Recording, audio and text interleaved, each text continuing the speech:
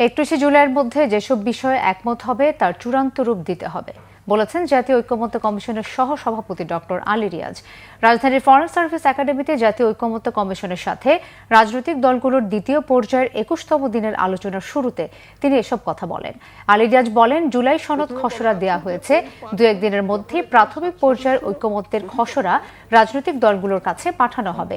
একমত হওয়া বিষয়গুলোর মাঝে রয়েছে সংবিধানের 70 অনুচ্ছেদ, সংসদীয় স্থায়ী কমিটির সভাপতিত্ব, নির্বাচনী এলাকার সীমানা নির্ধারণ, রাষ্ট্রপতির ক্ষমতা সম্পর্কিত বিধান, বিচার বিভাগ বিকেন্দ্রীকরণ, জরুরি অবস্থা ঘোষণা কাঠামো, প্রধান বিচারপতি নিয়োগ, সংবিধান সংশোধন, প্রধানমন্ত্রীর একাধিক পদে থাকার বিধান, নির্বাচন কমিশনের নিয়োগ বিধান, প্রধানমন্ত্রী হিসেবে ব্যক্তির মেয়াদকাল ও পুলিশ কমিশন গঠন, তত্ত্বাবধায়ক সরকারের প্রধান উপদেষ্টা নিয়োগের বিধান কি হবে, সংসদের নারী প্রতিনিধি ও মহা হিসাব নিরীক্ষক ও নিয়ন্ত্রক এবং ন্যায়পাল নিয়োগের বিধান নিয়ে আলোচনা চলছে।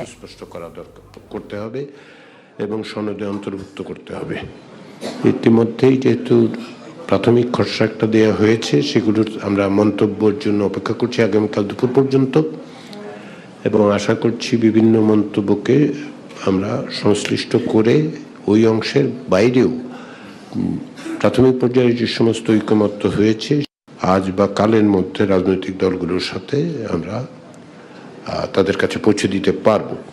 তাতে করে যেটা হবে, এখন পর্যন্ত প্রাথমিক পর্যায়ের ঐকমত্যের জায়গাগুলো এবং গত এই পর্যায়ে যেগুলো হয়েছে সেগুলো সমন্বিত করে পরশুদিনের মধ্যে আমরা একটা সনদের জায়গায় পৌঁছাবো।